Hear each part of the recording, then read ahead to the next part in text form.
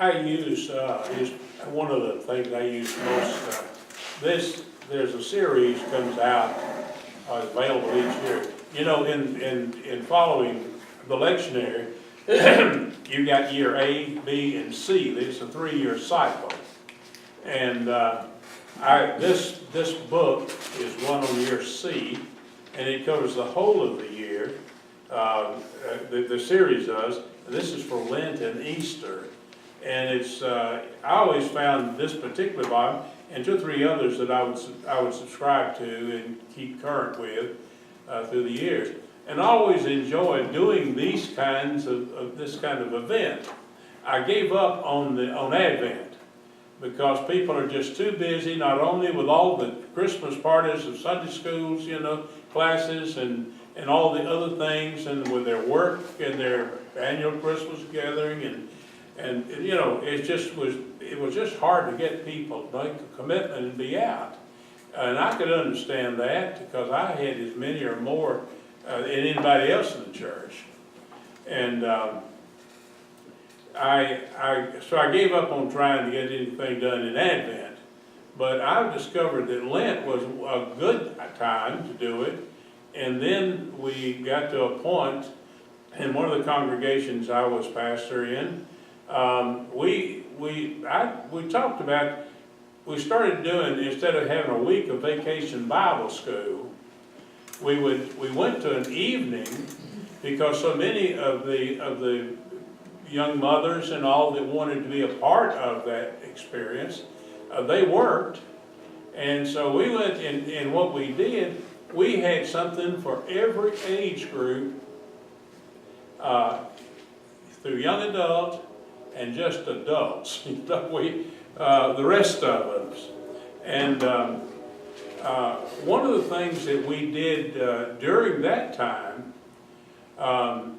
the conservative Jewish temple had been diagonally across the intersection from our church there in Jacksonville, Florida.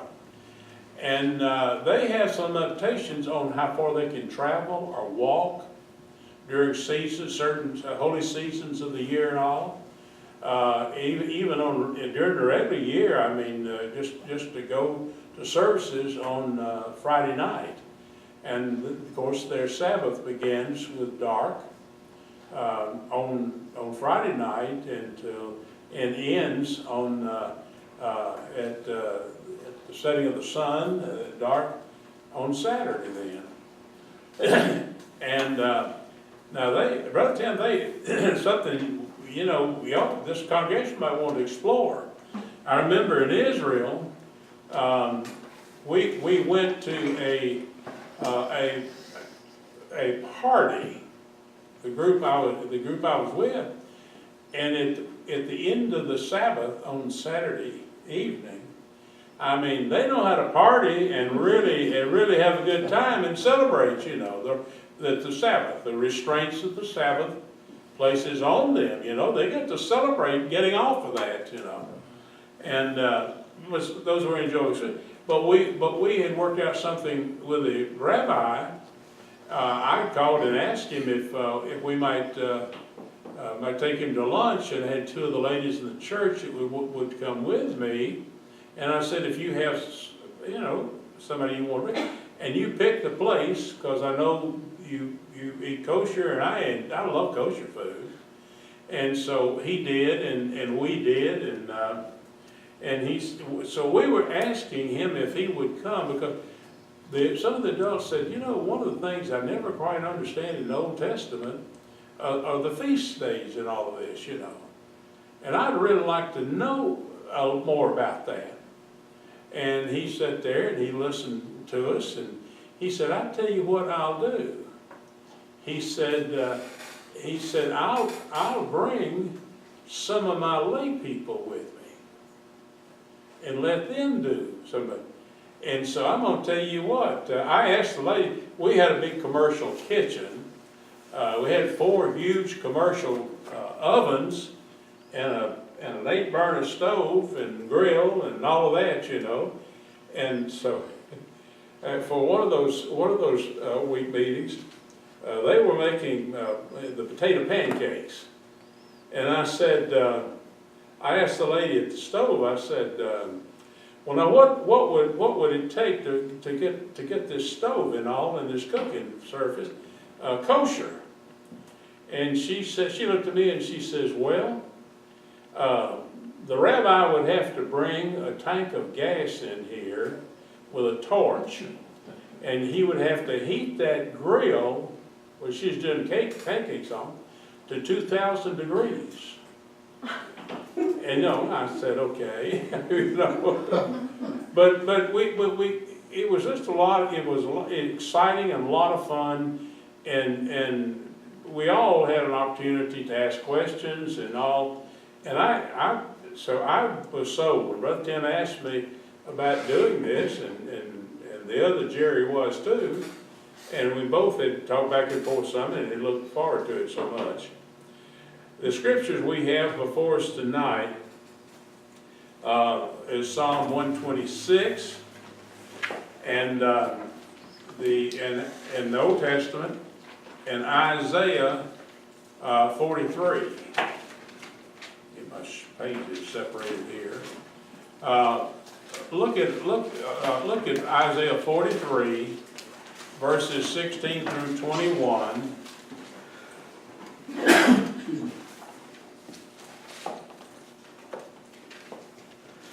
And then we will look at Psalm 126. Who would like to read this passage for us? From Isaiah. What verse did you begin with? 16 through what?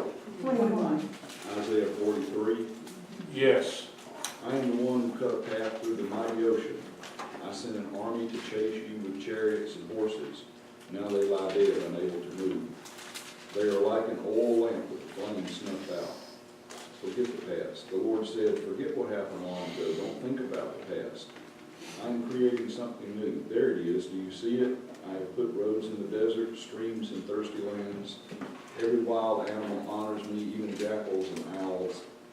I provide water in deserts, streams in thirsty lands for my chosen people. I made them my own nation so they would praise me. Okay. Thank you much. Everyone look for a moment at verse 18 and 19. And tell me what, just on the surface, what does that say to you? What does it mean to you? Forget the former things, do not dwell on the past. See, I am doing a new thing. Now it springs up, do you not perceive it? I am making a way in the desert and streams in the wasteland.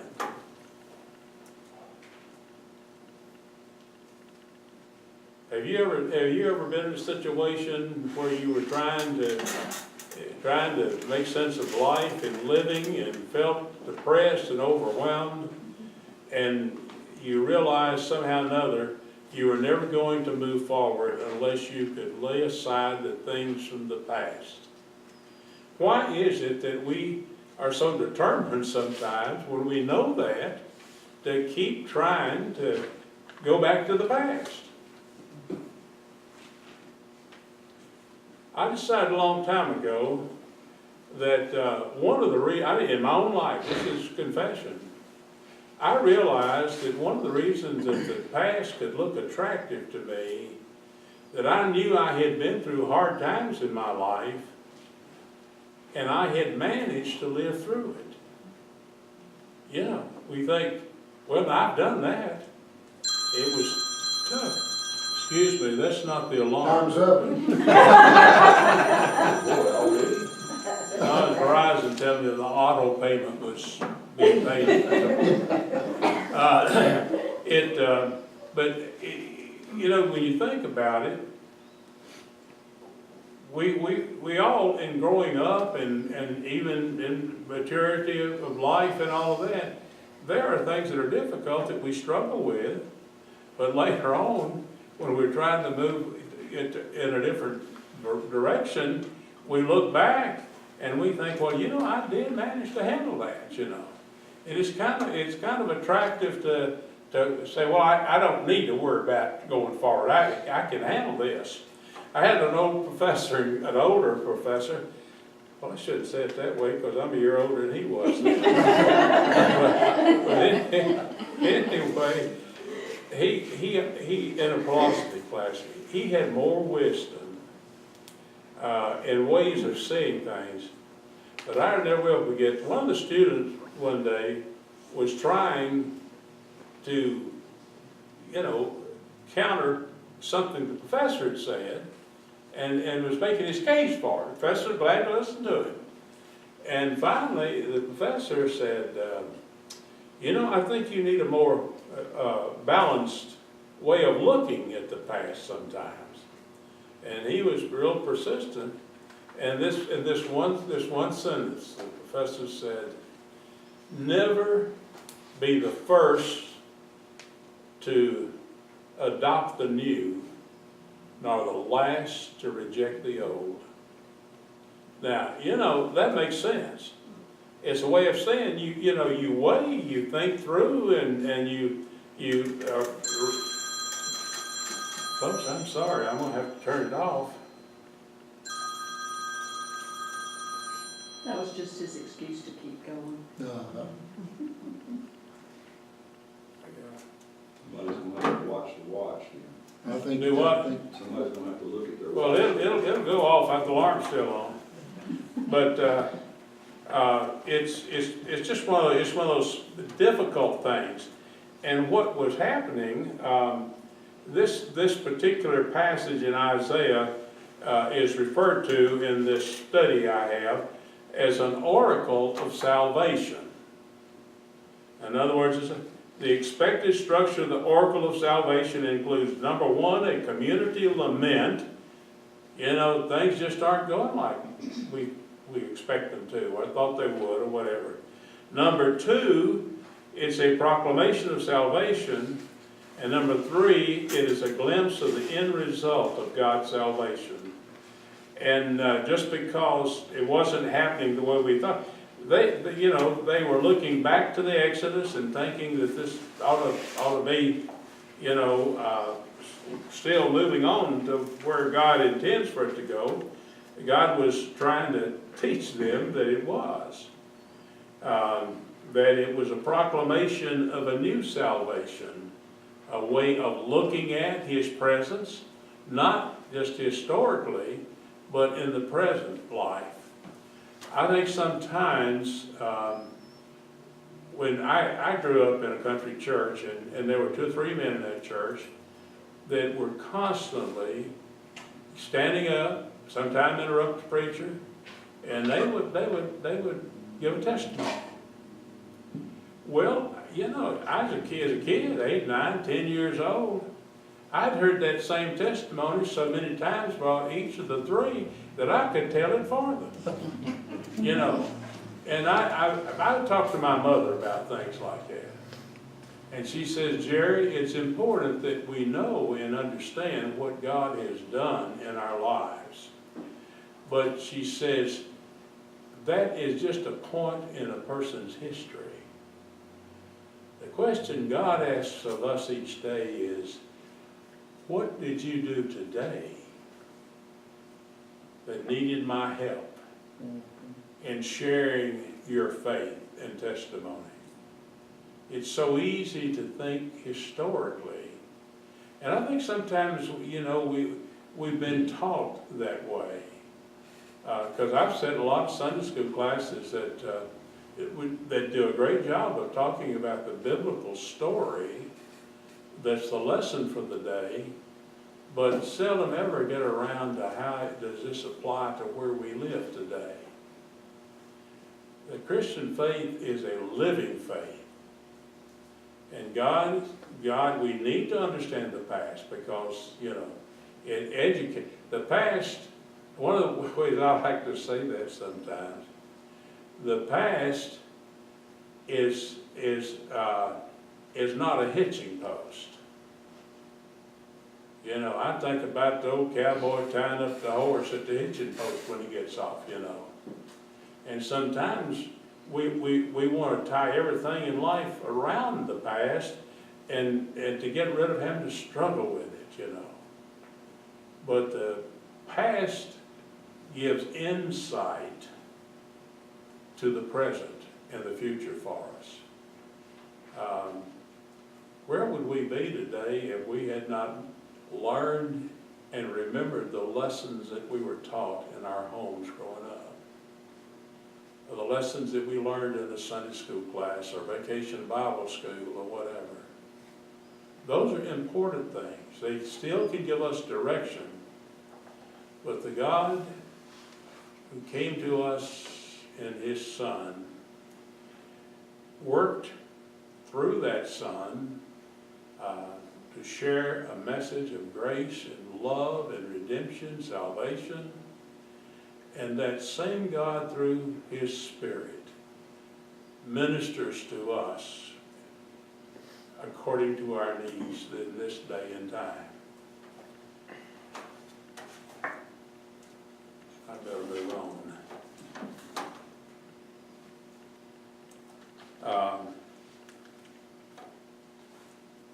I was kind of recalling some things as I was reading through this. Jesus, thinking about the 43:19, God saying, "Behold, I'm doing a new thing." Jesus used some strong language in speaking of those who refused to take hold of the present opportunities because they were unwilling to let go of the past.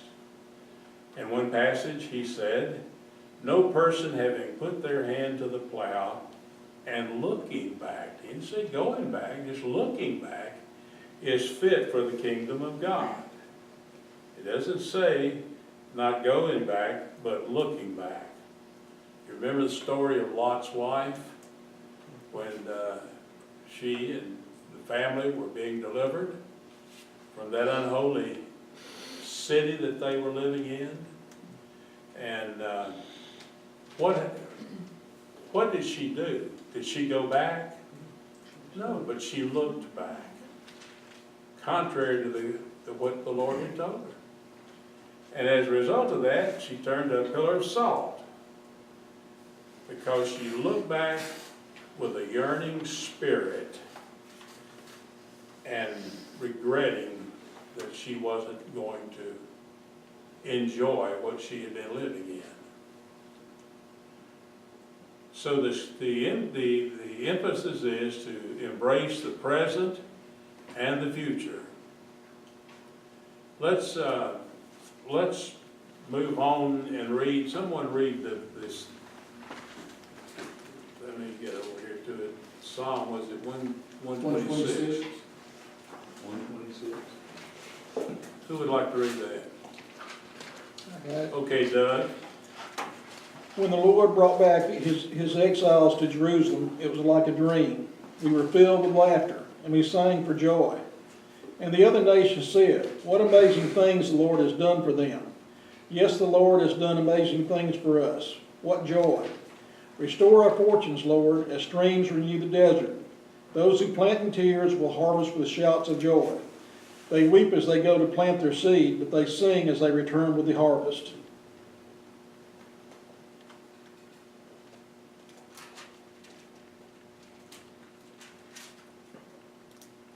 All right, what does that psalm say?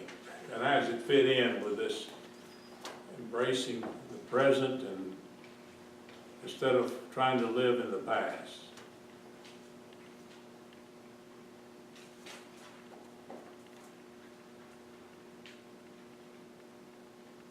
Well, that there's a future. I mean, that what's Well, going on today isn't necessarily what's going to be going on tomorrow. They were living in a time in which their fortunes were reversed.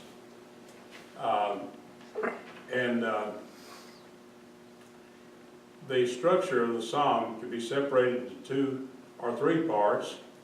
One is, verses 1 through 3 is a focus backward on Zion. Verse 4 is a petition by the community, and verses 5 and 6 present words of promise or confidence. And it's sort of a pattern of how things happen when we're trying to live for the past and move to the future.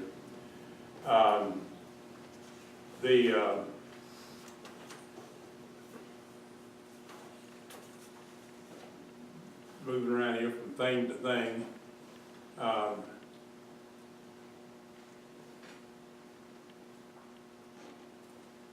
The venture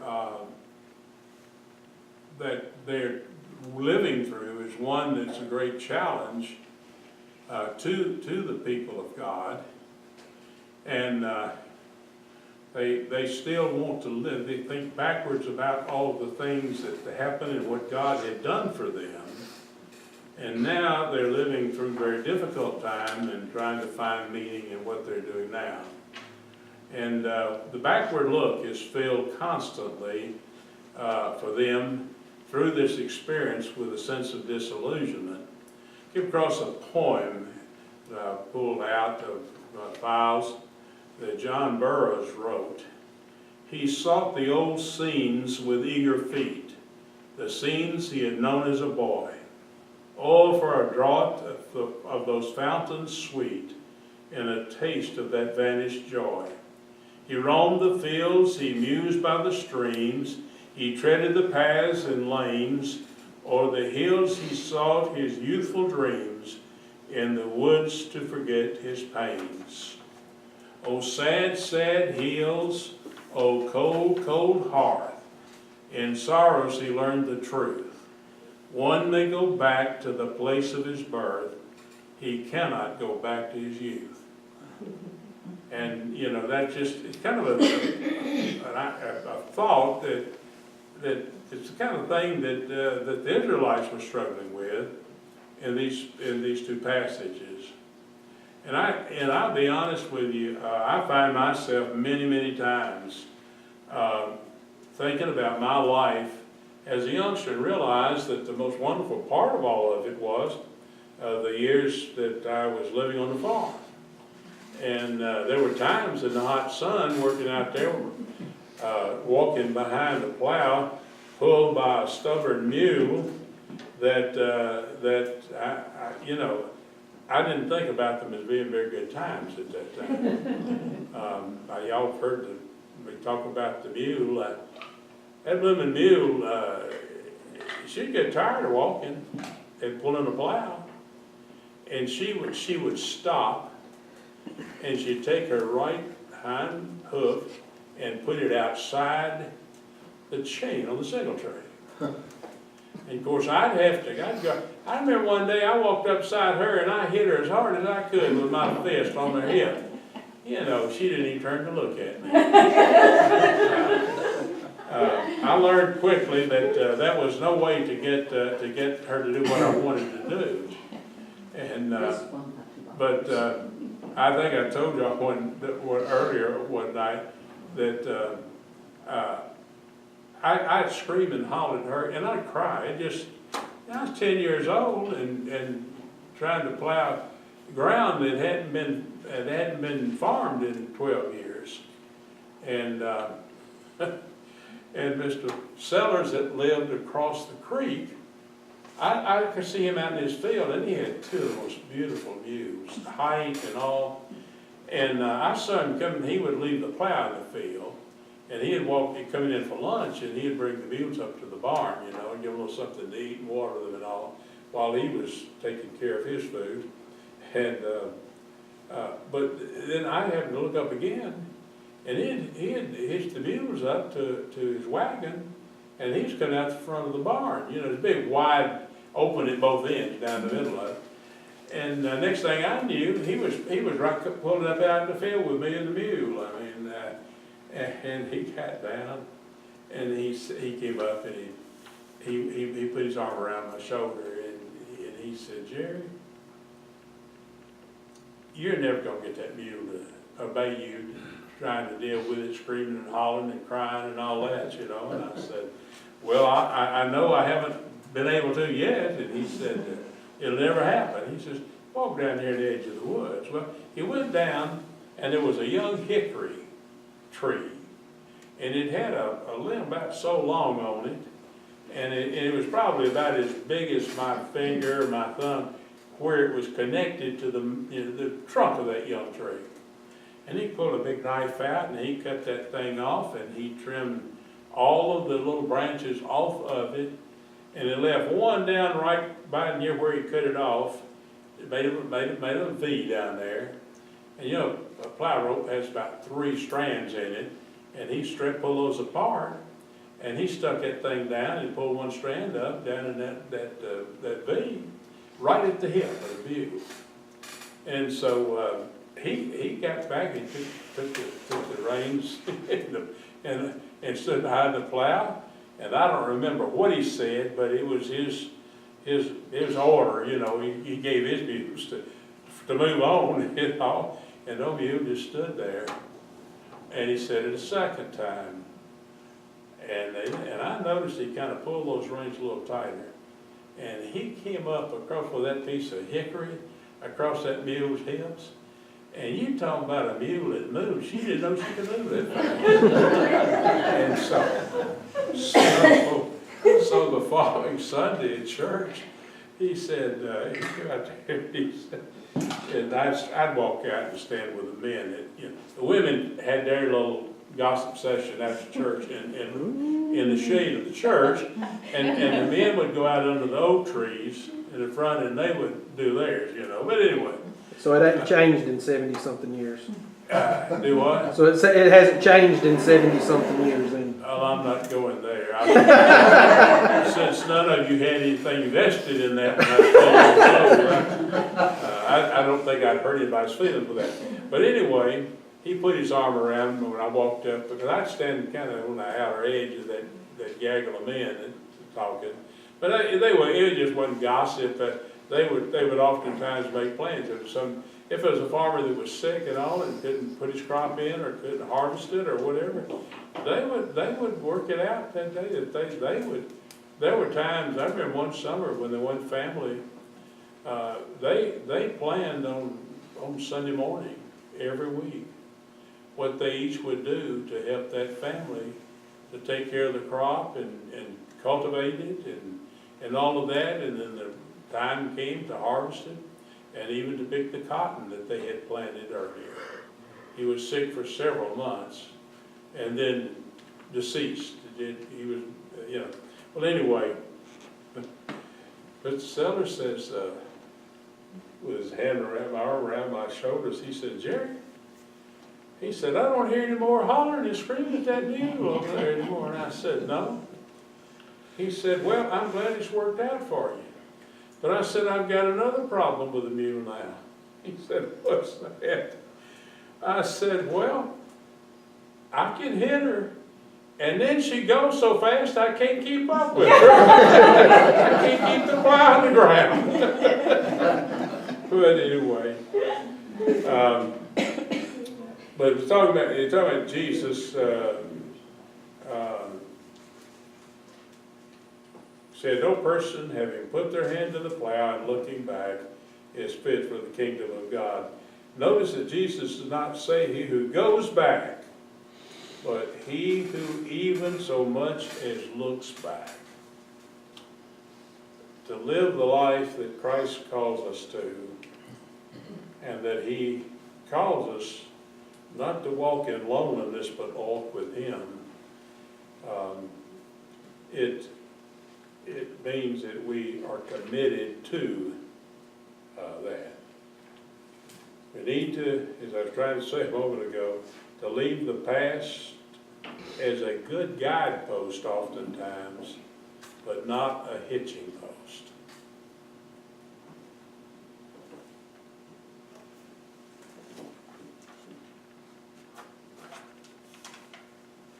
I want to share a story, a true story. But first, who would read Philippians? Let me see. Oh, Philippians 3, 4b through 14. What's that now? Philippians 3, 4 through, But the 4B, start with the middle of verse, or Through 14. 14. Others may brag about themselves, but I have more reason to brag than anyone else. I was circumcised when I was only 8 days old, and I am from the nation of Israel, of the tribe of Benjamin. I am a true Hebrew. As a Pharisee, I strictly obeyed the law of Moses, and I was so eager that I even made trouble for the church. I did everything the law demands in order to please God. But Christ has shown me that what I once thought was valuable is worthless. Nothing is as wonderful as knowing Christ Jesus, my Lord. I have given up everything else and counted all as garbage. All I want is Christ, and I know that I belong to Him. I could not make myself acceptable to God by obeying the law of Moses. God accepted me simply because of my faith in Christ. All I want is to know Christ and the power that raised Him to life. I want to suffer and die as He did, so that somehow I also may be raised to life. I have not yet reached my goal. I am not perfect. But Christ has taken hold of me, so I keep running and struggling to take hold of the prize. My friends, don't feel like I have already arrived. I don't feel like I have already arrived, but I forget what is behind, and I struggle for what is ahead. I run toward the goal so that I can win the prize of being called heaven. This is the prize that God offers because of what Christ Jesus has done. thank you. You notice that each of the passages, and this is somewhat, with lectionary readings, sometimes it's hard to understand how they all have some common theme in them. But if you look at them and read them and pray over them enough, you'll begin to see it. Earl Gossett was in the PhD program in my first year at Vanderbilt in fall of '59, and then I didn't see him for some time because I had to drop out. But Ann was sick and all, and I was anyway. I dropped out early in the spring semester, and I didn't see Earl again until I was pastor in Birmingham, and was invited to join a clergy group that we met for 3 hours one Thursday night a month, and it was a group that Dr. R.H. Crossfield, who came from the presidency of Transylvania University to Birmingham First Christian in 1929, had started. And he just most of his ministry had been in academia, and he just really missed that atmosphere and the colleagues, And so he started a group among downtown clergy. And always the minister of First Christian Church in Birmingham was invited then to be a member of that group. And Earl, first time I ever heard anybody talk about the lectionary, Earl Gossett. He, when he finished at Vanderbilt, he graduated his PhD, he went to a large Methodist church in Miami, Florida, as an associate minister. And he said the senior minister told him, he says, now, we use the lectionary year-round. And he said, we use it in different ways and so forth. A lot of times the psalm or something will be a responsive reading. He said sometimes, like an Old Testament reading, whether it's from Leviticus or wherever, the psalm will be like a response to that, And so, anyway, he laid it all out, and Earl said he struggled with that. He studied and he read commentaries and he prayed. He said he kept trying to find a common theme. And he couldn't do it. And he said he talked to the senior pastor about it. And the senior pastor said, Earl, you just need to pray a little more over it. And he said, I discovered that there is a common theme in the lectionary readings, the 4 readings. And there are, I have had worship experiences in some of our churches that use all 4 readings as a part of the morning worship service and all. But kind of begin to pull some thing together. The passage in Philippians is categorized in the book I've been using is in this way: called from contentment to suffering and glory. And that's the way, you know, that's the way the Israelites thought. You go back and think about the Isaiah passage and the passage in the Psalm 126. It's if we're not willing to pay the price of struggling through and all to grasp the present and the future, then we'll always find it very difficult when we're trying to go to the past. As a wrap up, I want to share a story of a man that I knew. His name was Art Morrow, and Art was a research scientist. He was retired. He lived out in the Spring Hill section of Mobile. He had quite a piece of property to be that close into a settled area of the community. And he grew something that I had never heard of before. And that was tung oil trees. He had a big grove of tung oil trees. And I remember, and I never thought about it. I didn't know what tung oil was used for. And I remember when we were living in the parsonage back in 58, 59, and 60, the living room and dining room and the woodwork and everything was painted. Ann said one time, Jerry, we've got to do something about the walls. I mean, this paint, she said, it looked like it was a combination of two colored, one old army olive drab and another shade of green. And I mean, it just, in the living room looked very good. Everything was painted, the woodwork and the walls and all the, you know, and it had the dark hardwood floor and all. And so I said, well, what the church? I said, church doesn't have the money to paint it. And she says, well, maybe we can kind of watch the groceries and all, and there was a lady in church. Her husband was a member here, but they had a hardware store on Main Street, between on the south side, between Sparkman and the next street over.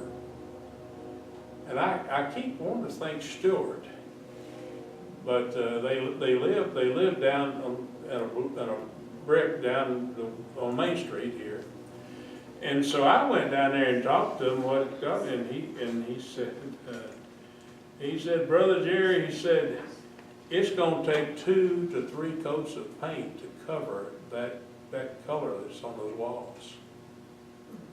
And now he said, if you would be willing to pay a little more, he said you could put 1 coat of primer on it, and then you could get, because they had wanted something in a pink in there. And so I said, well, what's so special about this more expensive primer? He said, it's made with tung oil. And I thought, well, I know a man, you know, so forth and so on. Well, anyway, we painted it. I painted the ceiling white and went over and painted all the woodwork white. And that those days and time, the church board was made up of a small group of men. No women were involved, you know. And so I asked the board if it'd be all right if we bought the paint and paid for it, and I did the painting, and they said, oh yeah, if you're willing to do that. And they didn't ask what color or anything, you know. Well, word got out that what we were doing, and I know that some of the ladies weren't very comfortable with that because they weren't sure if a preacher knew what to do or how or whatever when it came to painting and all. And so when we got it painted, the furniture that was in there didn't really, you know, all upholstered, you know, stuff. Anyway, there were a group of 6 of the ladies came knocking at the side door, and opened the door, and they said, could we look at the living room and dining? I said, certainly, come on in. Well, they kind of thought it was really nice. And you know what happened? They had all the furniture reupholstered and all with the color to match the walls and so forth. And I said, well, Ann, we did one thing right anyway, you know. But anyhow, Art Morrow was a self-professed atheist. And a friend of his that was also a research scientist that lived in Mobile had died, and I don't know how, because he wasn't a member of First Christian Church. I'm not sure about how else came about, but the young pastor that was the minister at the church at that time, the senior minister, he was asked to do the funeral. And he, in the course of the message that day, he used an illustration. He said that he had learned in a science course in college that he had to take 2 science courses, and he said he protested all the way through both courses. He didn't know why in the world a preacher had to study science to preach. He was there to study Bible and preaching and so forth and so on. But he said, he told a story that he had, a professor had shared in class, that there's no such thing as absolute darkness. And he gave some illustration or so about it. Anyway, and the following day, there was probably morning, there was a call to the church office to talk to the preacher. It was Art Morrow. And he said, preacher, could I make an appointment and come talk to you? He said, you know, you said something in that sermon that I've just never given any thought to, and then you made some more comments. And he said, I just never thought about religion having anything to do with science. And so they talked, and Brother George talked to him and suggested some scriptures to read and so forth, and 1 or 2 books that he thought that he would be interested in, you know. And there's some people that have ended up in really. John Jackson, that was the minister at First Christian Church Huntsville for several years, John actually taught science courses at the University of Arkansas. He was a native of Arkansas, and that's what he wanted to do and all, and he ended up in the ministry and did wonderful things with what he learned from science and taking care of some property and the soil and this, that, and the other. But Art ended up walking down the aisle one Sunday morning and making a confession of faith and accepting Christ as his Lord and Savior. And then it wasn't long after that he was just so moved about this new life he was experiencing. And so he talked to the preacher and talked to the regional minister who was at that time. And Art ended up giving most of his estate, worth several $1 million, to Lexington Theological Seminary for the purpose of educating ministers. And he got so involved and interested that he one day told the preacher, he said, I just feel like God's calling me to be a minister. And he had given that estate and the tung oil grove. That was a part of what he had given to the seminary. And so the seminary deeded a portion of that land back to the congregation that Art had established. And they, of course, they put the building on it, had to do it. He did that pretty much himself. But I'm just saying that sometimes it's, you know, unless we're willing to walk with God in the present, and be willing to turn loose of the past that's binding us and holding us down, it's difficult to ever move ahead. I think that one of the questions that has kind of been with me for a lot of years is, what am I doing in my life, in my stewardship, financially and otherwise? What am I doing with what I have to help me grow day by day, week by week, month by month, year by year, to grow spiritually? That's the task. We're called to be a people with a future look, and one that goes beyond the grave that we one day end up in, even for eternity. Well, any questions or comments? Now, this is the time you can ask me questions, Doug, and I'll pass them along to Brother Tim.